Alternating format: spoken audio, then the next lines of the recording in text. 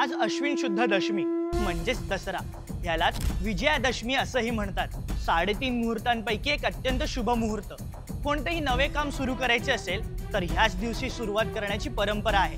दसऱ्याबद्दल अनेक आख्यायिका आहेत, पण का साजरा केला जातो दसरा? ह्या सणाला विजयादशमी असं का म्हणतात? चला जाणून घेऊया दसरा सणाचं महत्त्व। पण त्याआधी आपल्या कल्लाकार चॅनलला सबस्क्राइब नक्की करा। नमस्कार, मी हार्दिक आणि तुम्ही पाहत आहात कल्लाकार प्रस्तुत नवदुर्गा उत्सव विजयाचा सन्मान स्त्री शक्तीचा भाग 11वा आणि शेवटचा।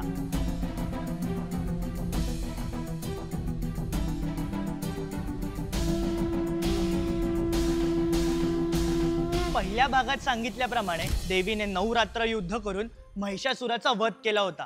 या विजयानंतर देवीच्या शस्त्रांची पूजा करण्यात आली, त्यामुळेच दसऱ्याला शस्त्रपूजेची परंपरा सुरू झाली असं म्हणतात। श्रीरामाने रावणाशी युद्ध करण्यापूर्वी शस्त्रांची पूजा केली होती। दसऱ्याच्या दिवशी त्यांनी रावणाचं पतन केलं। हा सत्याचा असत्यावर, धर्माचा अधर्मावर विजय मानला जातो। या अभूतपूर्व विजयामुळेच या दिवसाला विजयादशमी असं म्हटलं जातं। विजयादशमीच्या दिवशी रावणाचं दहनही जागोजागी केलं जातं। महाभारतानुसार पांडवांनी अज्ञातवासात जाण्यापूर्वी आपली शस्त्रे शमी वृक्षाच्या ढोलीत लपवून ठेवली होती। या शस्त्रांची पूजा त्यांनी अज्ञातवास संपल्यावर केली। छत्रपती शिवाजी महाराजांसाठी शस्त्रपूजा म्हणजे केवळ धार्मिक विधी नव्हता, तर सैनिकांचे मनोबल वाढवण्यासाठी प्रयत्न होता। ते शस्त्रांची व अश्वांची पूजा करत। ही साधने, प्राणी आपल्याला युद्धात मदत करतात, म्हणूनच त्यांचा सन्मान करणे, त्यांचा आभार मानणे आवश्यक आहे। शस्त्रपूजेमागे धार्मिक, ऐतिहासिक, सांस्कृतिक कारणे आहेतच। ती आपली थोर परंपरा आहे। शस्त्रपूजा हे वाईट प्रवृत्तीचा नाश करण्याचे आणि शक्ती, शौर्य व संरक्षणाचे प्रतीक आहे। खूप सारे आख्यायिका असल्या तरी आजही आपण शस्त्रपूजा करतो।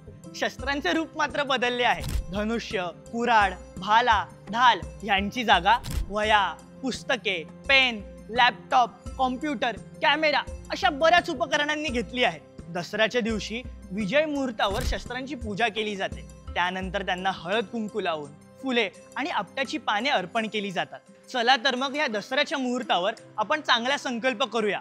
आपल्या शस्त्रांची पूजा करून झाडे लावण्याचा, दुष्ट प्रवृत्तीचा विनाश करण्याचा, असत्यापासून, भ्रष्टाचारापासून, असाक्षरतेपासून स्वतःचे संरक्षण करण्याचा निर्धार करूया। फक्त शस्त्रांची पूजा करून न थांबता त्या शस्त्राने अधिकाधिक प्रगती कशी करता येईल याचा विचार करून शिक्षण, विज्ञान, अंतराळ, शेती, क्रीडा अशा विविध क्षेत्रात आपण गरुड झेप घ्यायला हवी। आपल्या पिढीने हे समजून घ्यायला हवं की शस्त्र म्हणजे फक्त लढाईची उपकरणे नव्हे, तर ती आपली कौशल्य, शिक्षण आणि साधने आहेत। ही साधने आपल्याला उपजीविका, सुरक्षितता आणि प्रगती देतात। त्यांचा सन्मान करणे म्हणजे खरी शस्त्रपूजा। चला तर मग आपली जी शस्त्रे आहेत ती तावून, सलाखून सुसज्ज करूया। आपल्या भारत देशाला विकसित देश बनवूया। आमच्या कलाकार टीम कडून तुम्हा सर्वांना विजयादशमीच्या हार्दिक शुभेच्छा। या नवरात्र उत्सवाच्या निमित्ताने नवदुर्गा सिरीज मधून आपण देवीच्या विविध रूपांचा, स्त्री शक्तीच्या प्रेरणादायी कार्याचा आणि आपल्या परंपरांचा जागर केला। पण नवदुर्गा उत्सव विजयाचा सन्मान स्त्री शक्तीचा ही सिरीज ज्यांच्यामुळे शक्य झाली त्या म्हणजे आमच्या कल्लाकार चॅनलच्या नवदुर्गा लेखिका, नवदुर्गा निवेदिका आणि ज्यांच्या पाठिंब्यामुळे आम्ही हे व्हिडिओज तयार करू शकलो ते म्हणजे आमच्या कल्लाकार टीम मधील सर्व विद्यार्थ्यांचे पालक, शिक्षक, त्याचप्रमाणे कल्लाकारचे सर्व सबस्क्रायबर्स, फॉलोअर्स, व्ह्यूअर्स आणि सर्व शुभचिंतकांना नवदुर्गा उत्सव विजयाचा सन्मान स्त्री शक्तीचा या सिरीजचे हे 11वे आणि शेवटचे पुष्प समर्पित करीत आहोत। या शारदीय नवरात्र उत्सवाचा आता समारोप होत असला तरी नवदुर्गा सिरीज मधला हा माहितीचा खजिना जास्तीत जास्त लोकांसोबत शेअर करा। तुम्हाला ही नवदुर्गा सिरीज कशी वाटली हे आम्हाला कमेंट करून नक्की सांगा।